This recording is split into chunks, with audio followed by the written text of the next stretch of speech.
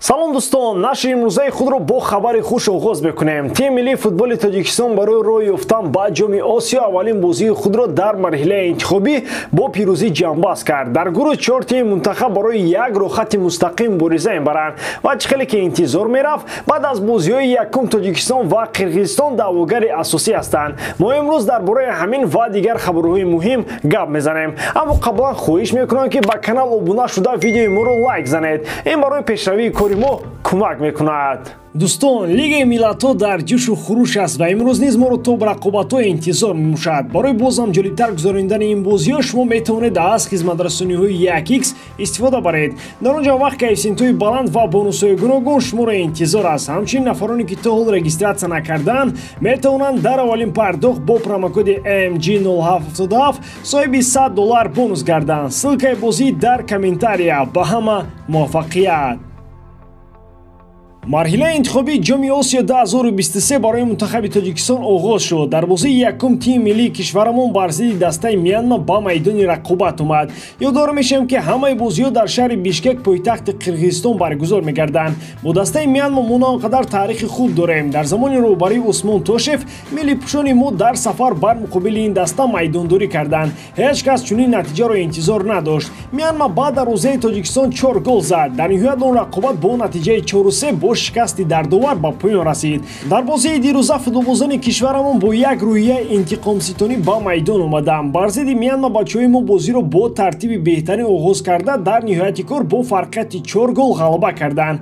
қарзи мағлубиятро баргардонданд. бо дубли Шеврони Мабадшоев ва голҳои Манучер Ҷалилов ва Эҳсони Панҷшанбе миллипӯшони мо дастболо гаштанд. баъд аз натиҷаҳои нокоми дастаи 20-солаҳои Тоҷикистон ин ғолибият ба захмҳои мухлисони футболи меҳан малҳам шуд.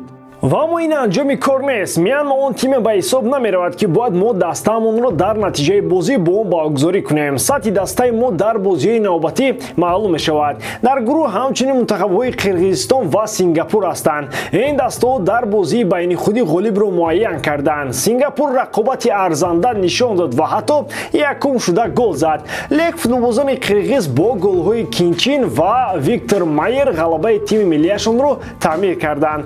ҳамин тариқ пас аз бозиҳои даври якуми рақобатҳои гурӯҳӣ марҳилаи интихобии ҷоми Осиё дастаи мо бо фарқияти беҳтари голҳо дар зинаи якум қарор гирифт. мунтахаби Қирғизистон ҳам соҳиби 3 хол шуда дар зинаи дуввум мавқеъ касб кард. дастаи мо рӯзи 11 июн бозии навбатиро баргузор мекунад. ин навбат рақиби мо мунтахаби Сингапур хоҳад буд. агар мо Сингапурро шикаст бидиҳем, имкони роҳат гирифтан ба ҷоми Осиё бароямон зиёд мегардад. агар дар бозии сеюм ба Қирғизистон ғалаба намоем, пас барои футболи тоҷик ҷашни ҳақиқӣ хоҳад буд. дастаи Ливерпул дар ҷустуҷӯи ҳамлагари нав мебошад. ин ҳуҷумкунанда бояд мавқеъро дар хати ҳамлаи марказ бигирад. дар дастаи Клоп айни ҳол маҳз чунин футболбоз намерасад.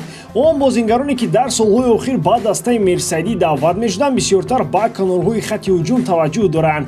ҳамлагари сирф марказӣ дар дастаи Ливерпул баъд аз Суарес дигар дида нашуд. Фирмино омад ки ӯро ба пуррагии футболбози хати ҳамлаи марказ гуфтан хеле душвор аст. ҳамакнун баъди чандин сол Ливерпул мехоҳад боз як футболбози дигари уругвайиро дар ин мавқеъ ба даста даъват кунад. ин ҳуҷумкунандаи Бенфика Дарвин Нунес мебошад. тибқи хабарҳо Мерсайдиҳо ба Бенфика $100 миллион пешниҳод карданд. масъалаи гузариши ин ҳамлагар ба Ливерпул ҷиддӣ мебошад. сарчашмаи ин хабар пойгоҳи Диарио Спорт мебошад. дар мавриди гузаришҳо хабарҳои ин пойгоҳ на ҳамеша дуруст мебароянд ва аммо гап сари он меравад ки Диарио Спорт ба дастаи Бенфика хеле наздик мебошад. агар хабарҳои трансфери атрофи дастаи Бенфика бошанд, қисми бештарашон дуруст мебароянд. аз ин лиҳоз метавон ишора кард ки хабари гузариши Нунес ба Ливерпул ҳам асоси воқеӣ дорад. гуфта мешавад ки Нунес аллакай ба роҳбарияти Бенфика хоҳиши бозӣ карданашро дар Ливерпул ишора кардааст. як дастаи дигаре ҳам ҳаст ки тақрибан $100 миллион барои харидани ин футболбоз ба Бенфика пешниҳод кардааст, вале Нунес ишора кардааст ки Ливерпулро интихоб мекунад. агар ин трансфер амалӣ шавад, дар таърихи дастаи Ливерпул қиматтарин хоҳад шуд. Президенти Фаронса Эммануэл Макрон ба дастаи ПСЖ бештар аз соҳибона шайхҳои араб ғам мехӯрад. Ин дафъа шахси якуми давлат барои овардани Зейниддин Зидан даст ба кор шудааст. Ман шахсан бо Зидан суҳбат накардам, вале метавонам бигӯям, ки аз маҳорати ӯ дар ҳайратам. Барои кишвари мо чунин нафарон лозиманд. Мо ба мутахассисе ниёз дорем, ки метавонад се Лигаи Чемпионҳоро паюпай бигирад. Барои клубҳои Фаронса ин хеле олӣ мебошад. Ба хотири таъсир ба футболи Фаронса ман тарафдори он ҳастам, ки Зидан дар клуби фаронсаӣ ба мураббӣ кор кунад. Фаронса миллати варзишӣ дорад. Аз ин рӯ барои мо хеле муҳим аст то беҳтаринҳои худро ба кишвар баргардонем, гуфт президенти Фаронса дар мавзӯи мураббии нави ПСЖ. Хотиррасон мекунем, ки вақтҳои охир омадани Зидан ба ин даста хеле зиёд баҳс мешавад. Табқи хабарҳо ба ҷои Почеттино маъз мутахассиси фаронсавӣ номзади арзанда гуфта мешавад.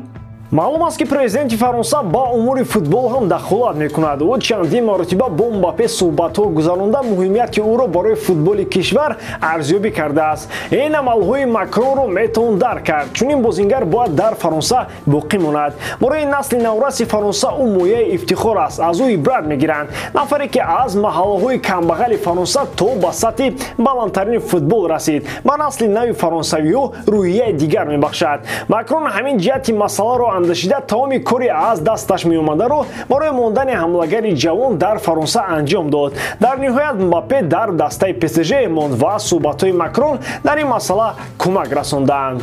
дар тамоми рафти мавсими гузаштаи Премер Лигаи Англия мутахассисони соҳаи футбол ба Решфорд тавсия медоданд, ки аз Манчестер Юнайтед рафта ба дастаи дигар гузарад.